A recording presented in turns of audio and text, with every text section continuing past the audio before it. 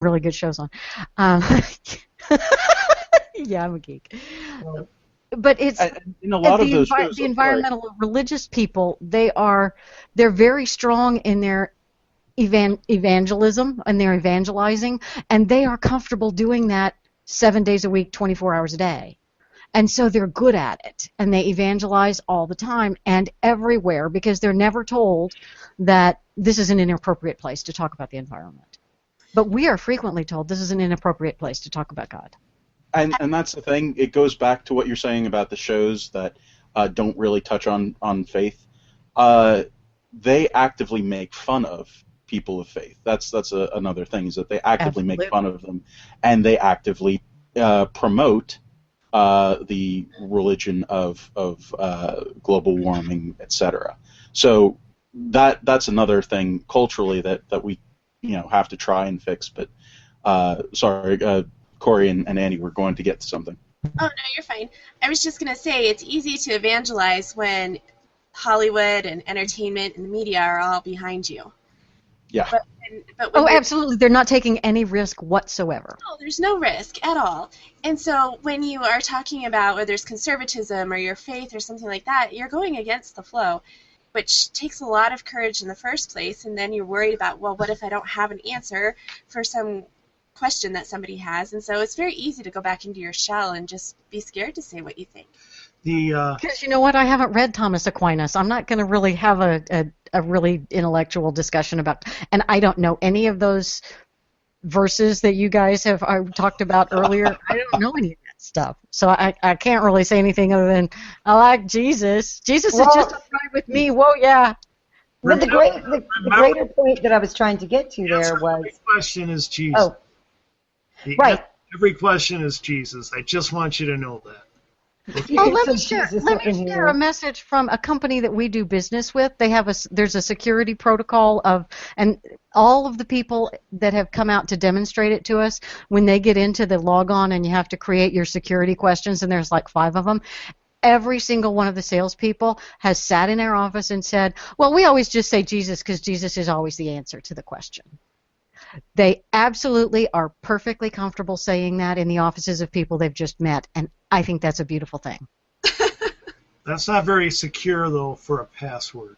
The greater point I wanted to get into with that bit about colleges and whatever wasn't even so much a religious thing as that we should have an answer for our conservatism, too, and it is a habit that we can relate to through religion, even though people are saying that's why we're anti-science, because some of us are in the conservative movement are religious.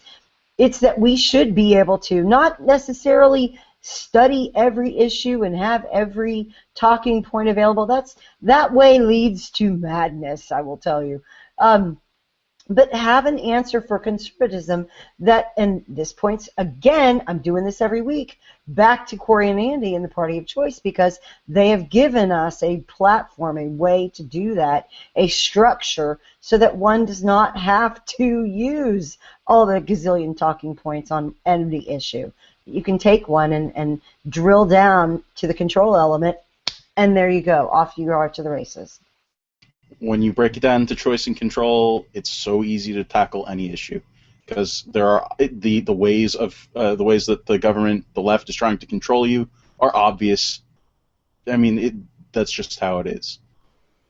Well, a lot of it, because we were talking about education, and I would always say, look, if you're so confident in your points of view, why do you have to turn the school system into one big God-free zone where the other side is completely walled out? Why can't you have vouchers where people choose where they go, and families can choose to have, I don't care what your family, why do you have to control how other people's kids are taught? Do you really have that little confidence in your viewpoints? Because that is the big weakness, and if you want to mock them, and I do, I enjoy mocking them, I do, okay? And the reason is because it's a wake-up call. It's not because I'm mean. And when they control, that is always a mocking point. Because every time the left controls on an issue, what they're really displaying is their lack of confidence in their position. And in fact, that's true in relationships. And I'll tell people, hey guys, and I'll be talking to young people, hey, forget left and right, forget politics for a second. Just think about relationships. When somebody tries to control you in this or that area of your relationship, aren't they just showing they have no confidence in themselves in that area? That they have to control the other person? Of course. Well, the same is true politically. If you have to control the schools where they're taught, if you have to control the work setting and what they can say, if you have to control through political correctness the verbiage they can use, if you have to control how many bullets they carry to protect themselves, if you have to control them, that means that you have very little confidence in your point of view. And personally, I think you're being too hard on yourself. You probably have more good things to say than you think. And one other thing, too, if you're not sure what to say, because maybe it's a topic you're not very well studied up on, it's never a bad idea to ask the liberal what they think and why. And just get them talking and keep asking them questions. And you don't even have to share what you think. Just be like, okay, hey, thanks for sharing that. And then you can think about it later and think about, okay, well, what would I say in the next conversation? And one last thing, and always the reason we give our main statements is so you can provide a guide. Our main statements are, number one, I want to control my own life, not yours. Can you say the same? Okay, I want to control my own life, not yours. Can you say the same? And number two, when they say, well, we think you control some things. No. Nobody supports every choice. But we decide it this way. We support every choice that doesn't take away someone else's choice. Can you say the same? Then you look at them and say, no, this is an issue where you have much more expertise than I do. I don't know much about this. But can we apply those measurements to this issue? And talk to me and share with me all of your expertise on this. But I want to hear where you do not control other people's lives, where you do not have one person's choice take away another person's choice. I want to hear where you give liberty rather than taking it away. And you don't have to be, and here's the final part, you don't have to be an expert at all on the issue. At that point, you've put it in their park, and they will find themselves having if they're liberal, they're going to have an impossible time conveying their views without revealing their control. It is so beautiful. I love hearing that every week. And we need to reiterate it every week.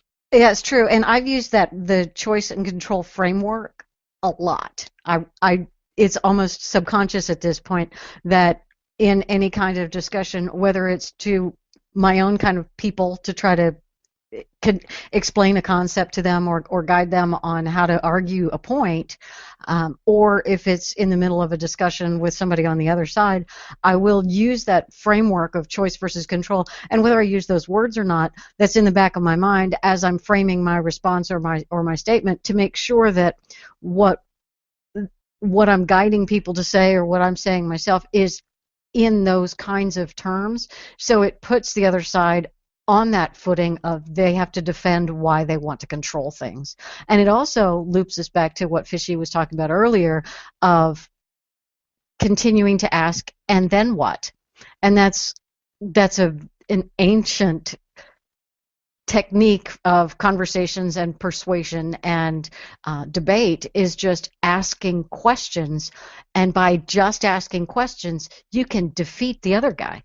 Because if you ask him the right questions in the right, and just simple questions of, and then what? Well, and then what? You can guide them in the direction you want to take them to and make them prove themselves wrong, which is far more powerful than if you had just told them that they were wrong, because they will believe what they tell themselves. Really, at your boy Socrates. Really quick here, JD, and then I'll let you jump in. That's what Corey's father kept using when he asked what my intentions were with his daughter. And then what? And then what? And then. I love it. Neither of us actually had a salient point there. We both wanted to get our jokes in. Well, we're going to go into the State of the Union here in a second, but before we do that, I was listening to Tony Katz this morning on my way in carpool, and I was listening. He made a statement that was so powerful to me I had to pull over and tweet it. And it was, people who get hurt in politics, with the policies that are out there, People who get hurt regardless of their politics. And I thought that was really powerful. If we're talking about why a policy is harmful, why it's a bad idea, he was saying in his show this morning that you don't have to drag the politics into it to have the discussion. You show where the damage is, and you can even take politics off the table and just look at a situation through the questions, and then what, and then what, and then what, or finding the examples where someone is hurt, been hurt by a policy. We've talked about that when we've talked about bullying, we've talked about big government and how to steer the conversation to people around the way government controls and tries to gain control. The main thing is focusing on when people get hurt, they get hurt regardless of their politics. So you have an opening with people who may not be anywhere near you politically, and that's why I always want us to go back and remember who the audience is, because we may be able to convert people on an issue or on a group of issues that are not going to vote our way all the time, but we might be able to make use of them and partner with them for a period or on an issue, and that would give them more opportunities to interact with us and hear more about what we believe. So that quote resonated with me, and I didn't want to lose it. Well, I think it's excellent. Let me, because I know we want to move on to the next topic, I just want to close with this. The whole conservatives or Christians are unintellectual thing. When people shout me down, shout those kinds of accusations at me, or you're just a young earther, you're a Jesus freak, or it's a conservative thing, you're an idiot Tea Party or whatever. My response is very simple. No, I look at the Tea Party or conservatives or Christians, whatever group they mention, I look at them the same way I look at you. I ask, do they have the courage? Do they have the confidence in their beliefs to hear the other side? Or don't they? Or do they feel they must shout down the other side to control the discussion and silence dissent? So what are you going to do? And at that point, they're really, they have red faces a lot. And then I say, look, do you want to hear, or do you want to shut down and silence dissent? If you want to shut down and silence dissent by doing what you're doing, then I would say it is not us who are afraid of intellect. It is you. That was pretty well said. Nice job. And the answer is clearly yes, they are anti-intellectual. But yeah, shifting topics a little bit here, because it is annoyingly the 7th State of the Union address going on. I don't know if it's still going on, if it's over yet, whatever. It started at 9. Who knows when it'll end? He enjoys speaking, especially when he's speaking to a crowd of people that are clapping mindlessly at him and everything that he says. So the absolute only thing I care about the State of the Union is I want to see a picture of what Sheila Jackson Lee is wearing. It's the only thing. Absolutely magnificent. Between blue. her. Blue. She's wearing blue today? Blue. Yes, not red. Blue. I didn't see this. I saw this on come across my feed. Blue with the bagel thing on the head. Awesome. And she's been there for hours. You know it. Queen. Absolutely. Brittany Pounders actually did report that on Facebook. What would we do need without you? We need to have a congressional who wore it best. It would be awesome. That would be great. We need to get we need Twitchy to go and do that. I'm sure they have reporters with time on their hands to go and do that. Do the fashion show for the State of the Union address. Fishy, I know that you got a chance to take a look at the transcript. I saw some of it myself, talking about, give me a bill to mandate that all companies give 7 days maternity and illness leave, and I'll sign it right away because we're the last free nation in the world that doesn't give doesn't say that we need to have these things.